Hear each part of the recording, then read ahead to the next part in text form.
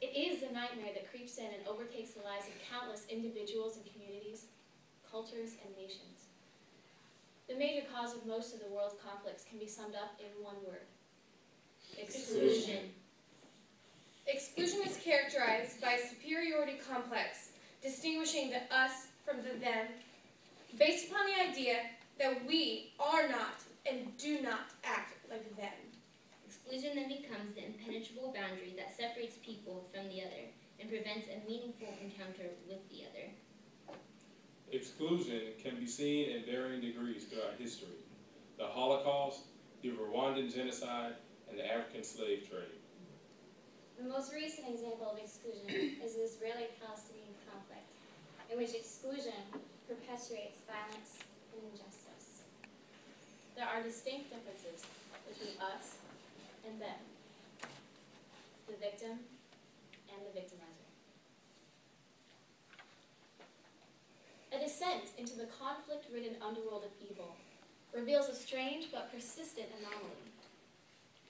If we listen to what its inhabitants tell us about their enemies, we are overwhelmed by the ugliness and magnitude of wickedness. If we let these same enemies talk about themselves, however, the ugliness mutates into beauty, and the wickedness into innocence.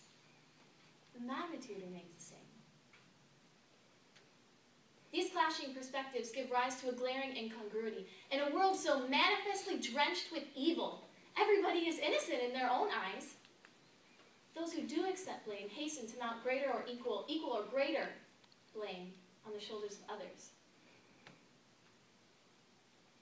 And since, in the twisted arithmetic of sin, blame on one side and blame on the other side don't add up but cancel each other out, acceptance of blame is a clandestine proclamation of innocence. Yet, all know and all agree that somebody must be guilty. Somebody's eyes must be deceiving them. But whose eyes? The eyes of the perpetrators? Of the victims?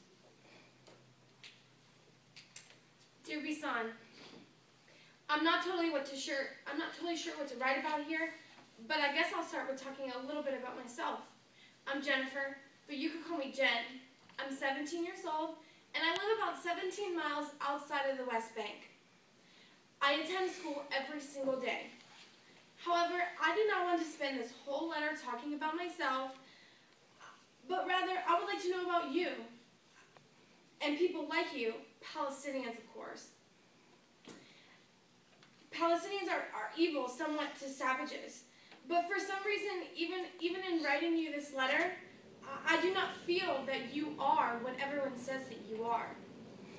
I've always been told to be afraid of you and to stay far away, but I don't want to. I want to know from you who you are. What do you think about me and my people, or better, what do people tell you to think about me? Please tell me about yourself. Please tell me everything. Jen. Dear Jen, as you know, my name is Bisan. I'm 18 years old and I live in the West Bank. My life is probably a lot different than your everyday life.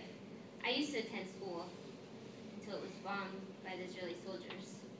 So now, only my parents try to teach me. I hope to go to the University in Nablus sometime soon. Savages? I'm not anything close to a savage, nor am I evil. If anything, I'm the victim, and your people are the perpetrator. As for what I think of you, or what society says I should think of you, I think you should know that in the West Bank, we don't really have a society to tell us what to think about things, or at least not a media. My parents have told me over and over again never to trust an Israeli, even if they seem nice, because in the end it will be a trap of some sort. I don't know why you would be afraid of me. You guys are the ones with all the gun and power. I don't have anything that you should be afraid of. Where I'm from, you and me, we shouldn't even be talking. I don't understand why your people are so horrible to me and my family and every other Palestinian person. Your people make it difficult for me to live day to day. Respond soon.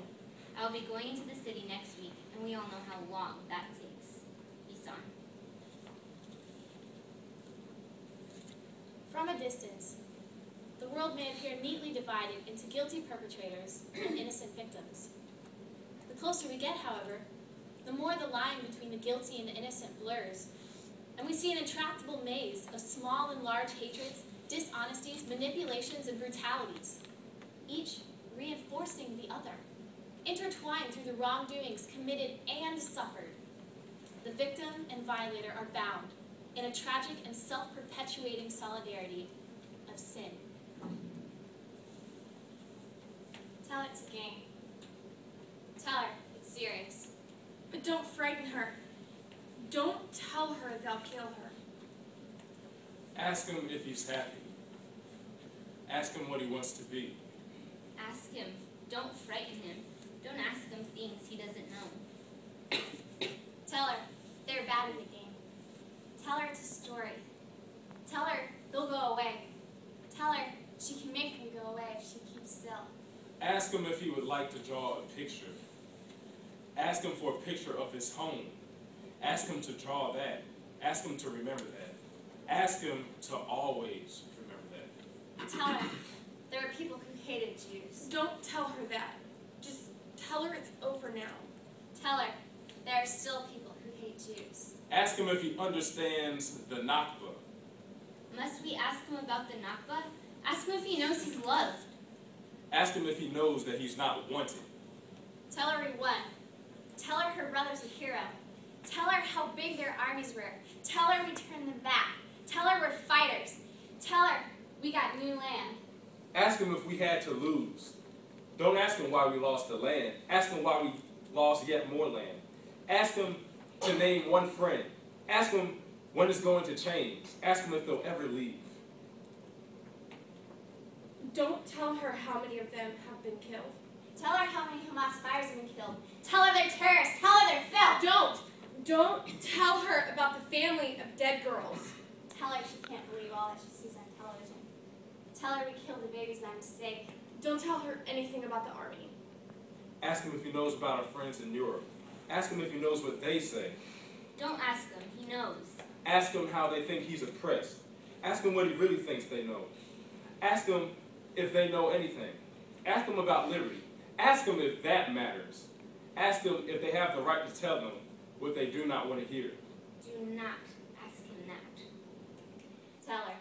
Ask him. Tell her about the army. Ask him if he's Tell proud her to be a he's proud fighter, of the army. proud to be a man. Tell her about the family of Ask him dead about the girls. old people's Tell home. her their names. Ask him to Why recite not? their names. Tell her the whole If he wants to world be the knows. only one Why who doesn't shouldn't shout she their know? names. Tell Ask her him there's if dead he knows babies. they're dead. Did she Ask him see if he saw babies? their Tell blood. her she's got nothing Don't to be ask him to be ashamed of. ashamed. Tell her Ask him who's they fought brought against their upon dead. themselves. Ask him if he Tell doesn't her see that they all want he plays a their children victim. killed to make Glad to people do so sorry for now. them. A Well, tell them self-fulfilling I'm not sorry prophecy. for them.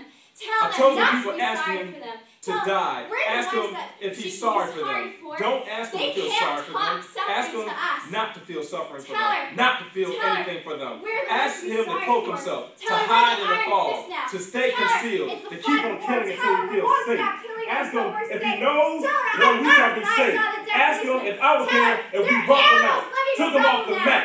The Tell her world will I thank was us. fighting for They're rights already now. thank The us. world Ask hates him one he thing. can do Tell her I he can don't do like anything better than warriors. this. Tell We're her in the we're world now. better haters. Ask him Tell her we're to look at the body of a child on their Tell side her. and ask him Tell what he her feels. I feel when I Don't see ask the him what children I feel. covered in Ask blood. him to get Tell things her is not all I him. feel is happy. It's not her. Don't tell her that. Ask him this. Tell her we love her. Ask him to be glad. Don't frighten her. Ask him if Hitler had the wrong idea. The question cannot be how to locate innocence, either on the intellectual or social map, and work our way toward it. Rather, the question is how to live with integrity and bring healing to a world of inescapable non-innocence that often parades as its opposite. The answer? In the name of the one truly innocent victim and what he stood for, the crucified Messiah of God. We should demask as inescapably sinful the world constructed around exclusive moral polarities. Here on our side, the just, pure, the innocent, true, good. There on the other side, the unjust. the liars, the evil, and then seek to transform the world in which justice and injustice, Goodness and evil. Innocence and guilt. purity and corruption, Truth and deception crisscross and intersect. guided by the recognition that the economy of unobserved grace has primacy over the economy of moral deserts. No one should ever be excluded from the will to embrace. Because, at the deepest level, the relationship to others does not rest on their moral